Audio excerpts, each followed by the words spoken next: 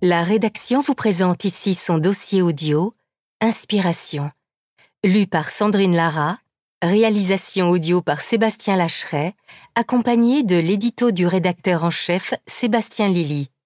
Bon voyage et belle découverte à vous. Dans le maelstrom de notre quotidien, où chaque journée semble n'être qu'un écho des précédentes, l'inspiration peut jaillir telle une lumière inattendue, perçant l'obscurité. Mystérieuse et imprévisible, elle se manifeste comme une force créatrice, élevant l'ordinaire vers l'extraordinaire.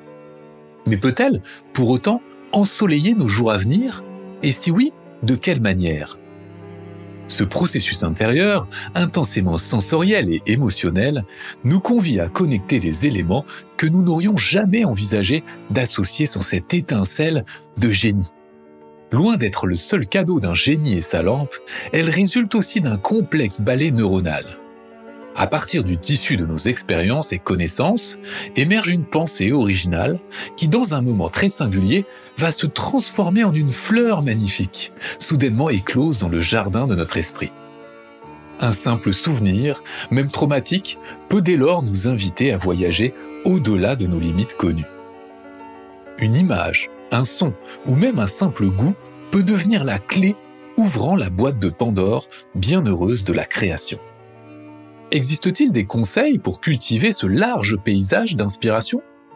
Des chercheurs évoquent également la notion d'état de grâce. Plongés dans une activité, nous en venons à oublier le cours du temps. Serait-ce dans cette dimension parallèle que s'illumine la lanterne de notre intuition?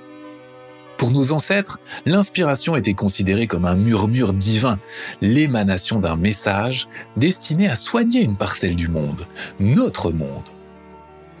Alors, est-il possible d'apprendre à accueillir ces moments d'exception pour enchanter nos existences?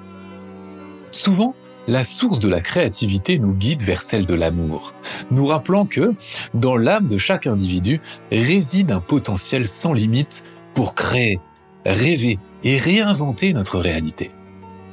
C'est à cette exploration que vous convie Inexploré dans ce nouveau numéro. Et n'oubliez pas de venir jeter un coup d'œil au documentaire d'Inexploré TV. Vous découvrirez dès le 13 mars 2024 le film Etugen qui répond à de nombreuses questions existentielles à travers des perles de sagesse recueillies auprès de chamans, de guérisseurs, de yogis, mais aussi de philosophes et de médecins. Merveilleux printemps à toutes et tous.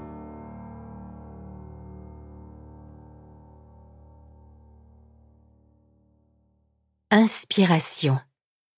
D'où vient l'inspiration? Cette question séculaire accompagne les artistes et tous les créateurs depuis toujours, même si autrefois, la foi était souvent aux commandes, mais aussi l'amour pour certains, ou encore la nature. Il semblerait que des éléments plus subtils et plus secrets puissent également être à l'œuvre. Alors qu'en est-il aujourd'hui, à l'heure où nous avons tant besoin d'être inspirés pour continuer nos chemins de vie dans un monde qui se transforme et qui nous questionne à chaque instant? D'où vient le souffle créateur? Et si l'inspiration était un écho céleste des mystères du monde? D'où vient-elle? À quoi sert-elle? Que nous transmet-elle? Quelques pistes ouvertes par ceux qui jouent avec elle au quotidien nous permettent d'entrevoir cette force qui fait vibrer nos âmes. Par Mélanie Chéreau. En 1921, l'écrivain Marcel Proust, en quête de la quintessence artistique, découvre l'inspiration au détour d'une madeleine. Ce petit gâteau lui ouvre les portes d'une mémoire enfouie, provoquant une cascade d'idées qui donnera ensuite naissance à l'immense œuvre à la recherche du temps perdu. Une simple bouchée, une aube de création. Si tout le monde connaît l'anecdote, c'est aussi qu'elle fait écho à ce que l'on appelle l'inspiration, c'est-à-dire la façon dont un élément concret ou impalpable déclenche en nous l'envie de créer ou d'agir. Quelle est cette boîte de Pandore qui peut ouvrir nos cœurs, nos idées, nos pulsions? Les philosophes grecs cherchaient déjà la source de l'inspiration dans l'intervention divine et plénipotentiaire, notamment chez Platon, dont on disait l'âme choisie par les dieux. Pour Proclus, en revanche, L'inspiration désigne une étape essentielle dans l'élévation cognitive de tous les êtres humains. Elle sert à expliquer comment l'âme humaine peut s'extraire de la place qu'elle occupe dans la hiérarchie gnoséologique de la réalité et ainsi accéder à des connaissances et à des expériences qui, sinon, outrepasseraient ses capacités, explique Simon Fortier dans son essai consacré à l'inspiration de Platon. Alors, l'inspiration est-elle donnée à tous ? C'est une transcendance, indéniablement, puisqu'elle nous relie à quelque chose de plus grand, mais aussi quelque chose qui parle à tous et reconnecte les âmes entre elles par le biais d'une création. Langage sublimé, souffle créateur, d'où surgit cette force qui fait vibrer nos âmes et guide nos pensées vers des horizons inexplorés. L'observation et le corps. Le corps est la première antenne. C'est lui qui capte et peut transformer l'inspiration en création, pour peu que le flot, la fusion corps-esprit, soit dirigé à bon escient. Le corps que l'on utilise, mais aussi celui que l'on observe, le médiateur entre la matière et soi, entre soi et les autres. Celui qui perçoit les vibrations et qui peut les transmettre. Comme l'écrivait Marguerite Duras, c'est ça l'écriture. C'est le train de l'écrit qui passe par votre corps, le traverse. C'est de là qu'on part pour parler de ces émotions difficiles à dire, si étrangères, et qui néanmoins, tout à coup, s'emparent de vous. Ces intentions que l'on souhaite ensuite transmettre, car si elles sont passées par nous, c'est qu'elles ont une destination. L'artiste, mais aussi le concepteur, le savant, les créateurs, dans leur ensemble, sont vecteurs de quelque chose qui les dépasse. Une autre anecdote fameuse liée à l'inspiration artistique concerne le célèbre sculpteur français Auguste Rodin, 1840-1917, qui a créé le Penseur dans le cadre d'une commande en 1880 pour un ensemble sculptural monumental. Les Portes de l'Enfer, œuvre inspirée de la Divine Comédie, écrite par Dante Alighieri. L'une des figures de cette composition était destinée à représenter le poète italien Dante lui-même, absorbé dans la contemplation. Un jour, alors qu'il cherche l'inspiration, Rodin voit l'un des ouvriers italiens de son chantier assis sur un rocher, profondément plongé dans ses pensées. Italien, mais aussi portant le nom de Dante Brachini. La concordance des prénoms, la nationalité similaire des deux hommes était-elle fortuite ? L'inspiration peut surgir de moments ordinaires de la vie quotidienne et de la contemplation du corps humain dans des états différents d'émotion et de réflexion. Mais toujours, elle provoquera le geste, l'impression dans la matière, recréant le chemin entre l'inspiration et l'illumination. Entre état de grâce et sublimation. Bienvenue dans le sanctuaire des curieux, des rêveurs et des chercheurs d'harmonie, où la créativité et la spiritualité dansent en une étreinte énigmatique. Est-elle une résonance avec une source divine ou le fruit d'une alchimie complexe au cœur de notre être? Qu'en est-il de la connexion entre l'âme et le cosmos? Dans ce dossier, des artistes connectés, guérisseurs, peut-être un peu médiums également, s'exprimeront sur leur inspiration, leur connexion. C'est le cas d'Anne Feagès, plasticienne. Mon inspiration est connectée directement à la source. C'est une connexion d'âme. Je me retrouve avec une inspiration démesurée qui est liée à cette reliance directe et faite par un lien d'amour qui a pu être ouvert. Dans un lâcher-prise total et dans un espace complètement intermédiaire où la main devient le véhicule, le vecteur de cette connexion. La main de l'artiste tisse-t-elle alors des ponts entre les mondes pour explorer les échos célestes guidant nos esprits vers une harmonie particulière? Mais sans être artistes, nous avons nous aussi nos capacités créatives. Nous pouvons travailler notre intuition, développer nos aptitudes à nous connecter à ces champs subtils et aux messages qu'ils nous envoient, réenchanter notre quotidien avec un peu de magie et de reliance à des flux destinés à nous reconnecter à la source et donc à l'amour universel.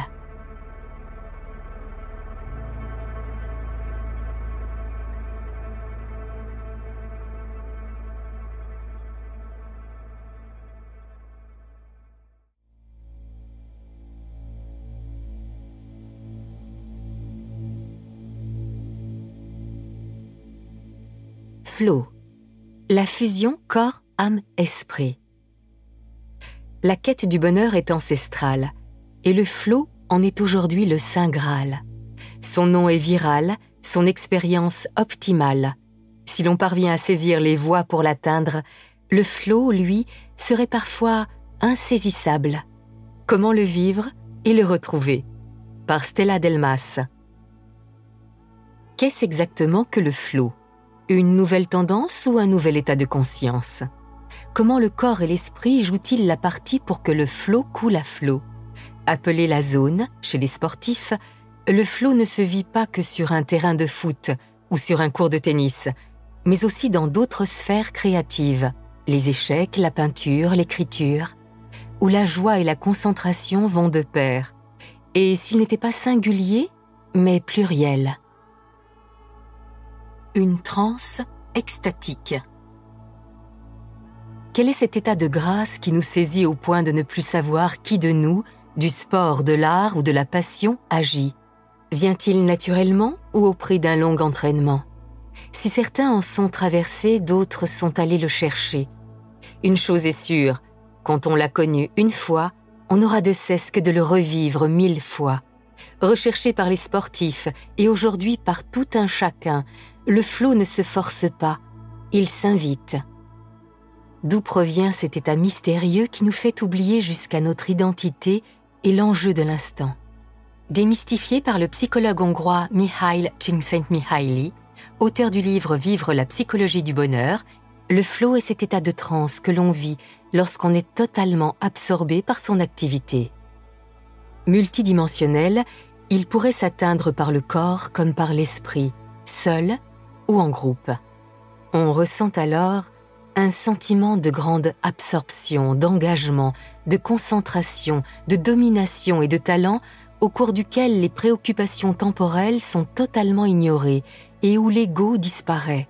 Le temps passe vite. Chaque action, chaque mouvement et même chaque pensée découle naturellement et inévitablement des précédents.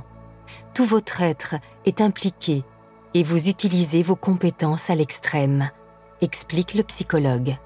C'est l'extase, l'état de grâce absolue où l'on ne fait qu'un avec notre occupation. Le corps fusionne avec l'esprit, notre conscience s'élargit et rallie le grand tout. Nos performances sont démultipliées et notre réalité s'en trouve modifiée. Le bonheur ressenti est sans égal et n'appelle qu'à revivre cette expérience optimale.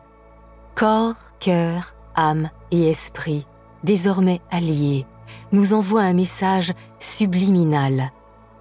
Dans cette zone, tu es la version maximale et originale de toi-même. Le flow, singulier ou pluriel? Connu aujourd'hui, le flow a fait frémir certains, et pas que de plaisir, qui n'en connaissaient ni l'origine ni le mot. Jean-François Housset, médecin et chercheur au CNRS, retraité, auteur de l'ouvrage Les 3 niveaux de la conscience, a cru mourir lorsqu'adolescent il a perdu le contrôle sensoriel de son corps face à ses parents.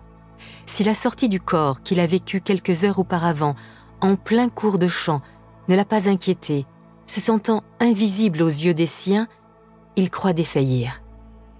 À la chorale, j'étais toujours conscient normalement et j'intégrais mes perceptions. Mais près de mes parents, la sortie du corps a provoqué un grand stress. Je le quittais, je ne le sentais plus et j'allais mourir. Je les appelais à l'aide, je ne comprenais pas. Ils ne me voyaient pas, ils ne m'entendaient pas, alors que leur fils allait les quitter et mourir. Je tapais des pieds sur le parquet pour essayer de maintenir quelques sensations avec la réalité du corps physique, confie-t-il. Il vécut ce jour-là une expérience qu'on qualifie aujourd'hui d'état de flow. Dans ce silence qui semblait figé jusqu'au temps lui-même, j'éprouvais de manière inattendue une perception intense d'éloignement de tout, et aussi de moi-même. Une chaleur, une lourdeur envahissaient mon corps tout entier. Paradoxalement, la perte de mes sensations synesthésiques me procurait un profond bien-être. Ma capacité d'analyse et mon activité intellectuelle étaient d'une vive acuité. il va jusqu'à ressentir un dédoublement. Ma conscience, c'est-à-dire moi-même en pleine lucidité, je me trouvais soudainement localisée à environ 1 mètre au-dessus du corps physique. Tout se passait comme si j'étais dans la pleine réalité de moi-même, dans un second corps, situé au-dessus du premier, et dans la même position à l'horizontale, poursuit-il.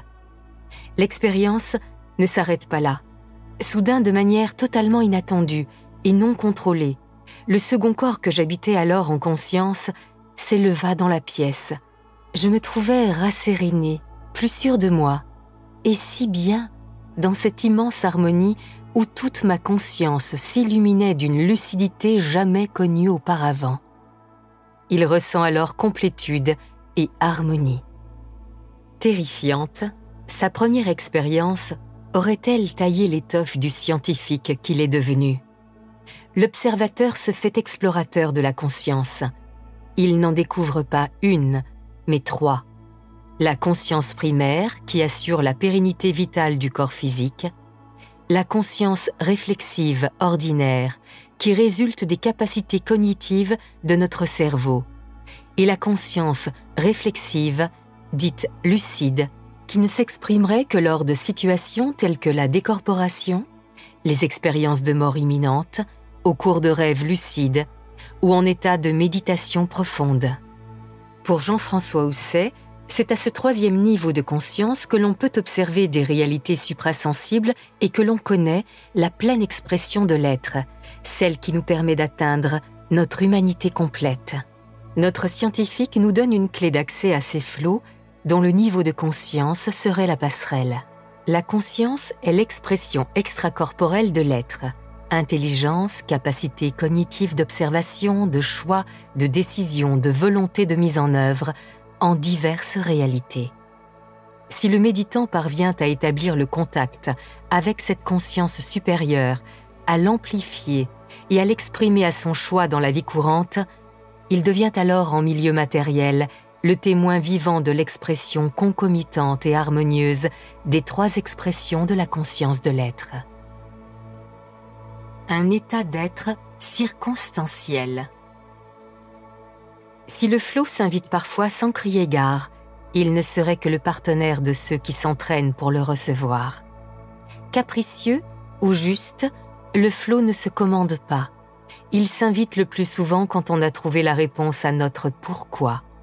Pour Makis Chamalidis, docteur en psychologie, coach de performance mentale auprès d'athlètes du monde entier et auteur de la préface du livre « Champion dans la tête » de François Ducasse, édition de l'Homme 2006, le flow est l'état qu'on vit quand on laisse faire et qu'on assume pleinement qui l'on est, lorsque le soi authentique s'exprime librement, révélant ainsi notre raison d'être. C'est un état qui vient quand il vient, poursuit-il. Et aux vendeurs de rêves qui promettent d'y arriver, il nous conseille de tourner le dos. Le flot nous saisirait au moment où nos attentes sont les moindres. Une trop forte pression freine son apparition. Si je veux performer, j'ai des attentes trop élevées. Makis Chamalidis rappelle aussi le slogan qui a forgé le mental de gagnants des plus grands. Pense au jeu, pas à l'enjeu. Double jeu, U, car pour notre expert, lorsque le flot est de la partie, le jeu de notre identité est le partenaire le plus précieux. C'est dans cet état extatique que nos motivations profondes s'expriment le mieux, faisant surgir les questions essentielles et existentielles qui nous mettent sur la voie de notre mission. Je peux alors répondre à mon pourquoi, qu'est-ce qui m'anime, pourquoi je veux être le meilleur. On le sait, c'est plus qu'un simple match qui se joue. On peut alors lire entre les lignes du roman familial et décrypter les symboles subliminaux de notre inconscient. Il s'agit de s'autoriser à transgresser les hiérarchies, de se débarrasser des codes traditionnels sociétaux, précise notre expert. Si bien se préparer s'avère payant, ce n'est pas ce que l'on croit. Performer, pour notre coach mental, c'est lâcher prise sur ce qui nous fait le plus peur, se mettre à nu, faire avec ce que l'on est dans l'instant et assumer d'avance le risque d'échouer.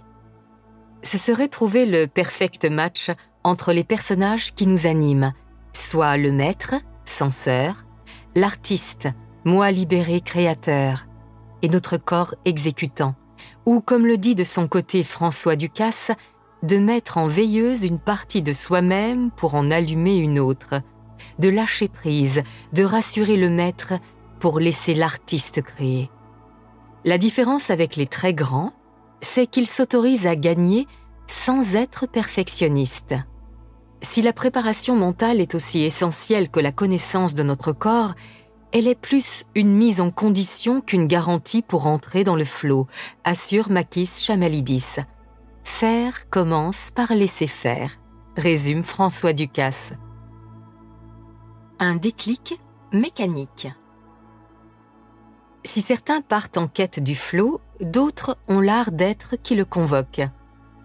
Même s'ils vont le chercher sans équivoque, c'est la mécanique naturelle de leurs actes singuliers qui le provoque. C'est le cas d'Helena Ramos, contorsionniste et photographe, qui par de magnifiques mises en scène esthétiques façonne son corps avec allure pour elle-même et les grandes marques de haute couture. À 11 ans, disciple de Wewe Liu, du cirque de Pékin en contorsion chinoise à l'École nationale du cirque, elle ressent souvent cet état de relaxation profonde. Avec la contorsion, j'ai compris qu'il y avait une sensation intense, qui ressemblait à ce que je connaissais en concentré, en substantiel, une harmonie qui nous traverse de façon intégrale comme une lévitation éveillée, nous confie notre artiste. C'est l'effet escargot, position éponyme du nom du mollusque, qui l'amène jusqu'au flot. C'est mécanique, il faut trouver l'angle, se pencher d'une façon qui oriente le corps dans le sens de son axe, s'enrouler en arrière avec confiance. Les positions sollicitent légèrement l'instinct, ce qui intensifie la sérénité naturellement inhérente à notre état d'être. Et là, c'est l'état de grâce. Si elle connaît le chemin pour y accéder à chaque fois, Helena Ramos ne le parcourt pas toujours. Les minutes qui font la différence se résumant à 1 heure. 2 heures d'entraînement pour atteindre cette douce transe garante d'heures délicieuses. Le flow, c'est de la discipline, de la joie et de l'endurance. Il faut tenir la distance. Savoir que cet état existe au fond de soi procure une immense confiance en soi, nous rend autonomes et maîtres de notre propre bien-être. Ça ne se négocie pas. Le nommer n'a pas d'importance. Le faire vivre est essentiel, nous rappelle l'artiste. L'intuition au regard du flot. Rien ne prédestinait cet ex-chef d'entreprise à devenir l'auteur à succès que l'on connaît. Rien jusqu'au flot. David Perroux, passionné par les sciences noétiques, a exploré la conscience et éveillé celle du monde en plongeant ses lecteurs dans ses univers. Avec Devenez génial, édition Jouvence 2023, en plus de nous livrer les clés d'accès à nos ICI, intuition, créativité, innovation, ces trésors cachés de notre conscience, il nous prouve que le flow a changé sa vie malgré lui, en lui permettant de réaliser son désir inconscient d'être artiste. Mais si le flow l'a gagné la première fois, c'est parce qu'il lui avait, sans le savoir, fait de la place. Si nous pouvions éteindre cette voix logoréique dans notre tête ne serait-ce que 30 secondes, cela décuplerait notre nature intuitive et notre créativité. Notre conscience mentale laisserait place à notre conscience esprit, cet observateur qui connaît notre futur, nous confie notre expert. Pour cela, il a surtout fallu que j'écoute et que je fasse confiance à une intuition a priori assez loufoque, ajoute-t-il. Comment ? Le mental crie et l'esprit chuchote, affirme David Perroux. La nature de nos expériences nous mettrait sur la bonne voie, intuition. La conscience mentale adore la routine, cela la rassure. La conscience-esprit se nourrit d'expériences nouvelles. S'il a rédigé les premiers chapitres de son premier roman au prix d'un effort couronné d'insatisfaction, aujourd'hui, la seule impulsion d'une histoire le propulse dans le flot et il écrit en utilisant 30% de conscience mentale et 70% de conscience-esprit. porté par des images, des mondes, des lieux qu'il n'a jamais visités, des scènes claires et détaillées qu'il n'a ni lues ni entendues, précise-t-il. C'est une joie de savoir qu'on a en nous une sorte de source à laquelle on peut s'abreuver, comme on va chercher de l'eau en libre service, conclut David Perroux. Quand le flot démultiplie les horizons et étire le temps, c'est surnaturel.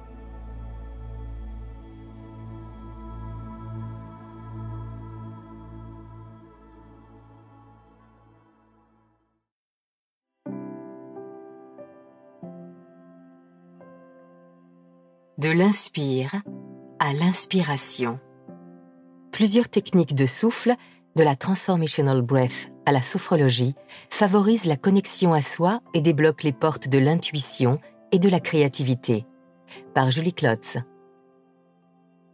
On connaît les techniques de respiration, essentiellement destinées à équilibrer ou générer de l'énergie, à l'image du pranayama, qui est l'art de contrôler consciemment son souffle, allongement de l'inspire, de la rétention et de l'expire dans le yoga. En agissant sur le système parasympathique pour créer un effet de relaxation, ces effets sont multiples et touchent plusieurs fonctions vitales, digestion, circulation sanguine, élimination, etc. Mais au-delà de l'équilibre du corps, la respiration apporte bien davantage et agit sur l'esprit. Le pranayama augmente la vigueur, la vitalité, la sensibilité aux impressions extérieures et la mémoire. Il libère l'esprit de l'emprise du corps, aiguise l'intellect et illumine l'âme, souligne le maître yogi BKS Iyengar. Le pranayama est la 4e des 8 étapes du yoga, qui grâce à un entraînement rigoureux et continu, vise à la concentration, dharana, puis à l'éveil, samadhi, ce qui permet des actions créatrices. État modifié de conscience. Pour mieux comprendre, Katharina von Bargen, experte en respiration, identifie 3 grands courants de respiration complémentaires, car toute connexion à son intuition est de toute façon impossible sans avoir préalablement atteint une présence à soi et équilibré son système nerveux. Le premier se fonde sur l'observation pour renforcer cette présence. C'est le cas par exemple de la mindfulness ou méditation de pleine conscience, respiration par le nez. Le second cherche à réguler et contrôler, entre autres, le système nerveux. Les pranayamas et la cohérence cardiaque en font partie. Respiration par le nez et ou par la bouche. Le troisième vise à la transformation. Le breathwork englobe notamment la transformational breath, le rebirthing, la respiration holotropique ou encore chamanique, respiration par la bouche. Ces dernières respirations dynamiques et intenses engendrent plus rapidement un état modifié de conscience et un lâcher-prise, ce qui permet d'accéder au subconscient, donc de travailler en profondeur sur l'intégration émotionnelle, voire de vivre des expériences spirituelles, selon l'experte formée à la Transformational Breath. Parmi les autres techniques de respiration, citons également la sophrologie, qui se pratique dans un état de conscience différent de celui de la conscience ordinaire. Le niveau sophroliminal, ainsi nommé par le créateur de la sophrologie, Alfonso Quecedo, 1932-2017, est celui que nous traversons 2 fois par jour en nous réveillant et en nous endormant. La conscience sophronique permet le déploiement de la mémoire, des perceptions sensorielles, de la confiance et de la créativité, explique Gaël Piton, sophrologue et coach d'artistes, qui combine de manière très personnelle cette technique à de la méditation de pleine présence, de la cohérence cardiaque, 6 respirations par minute d'inspire et expire égale, et parfois même à de la danse. Elle ajoute « La sophrologie est bien plus qu'un outil de détente, elle engendre une véritable transformation. » Cette caractéristique qui la classerait donc plutôt dans la 3e catégorie.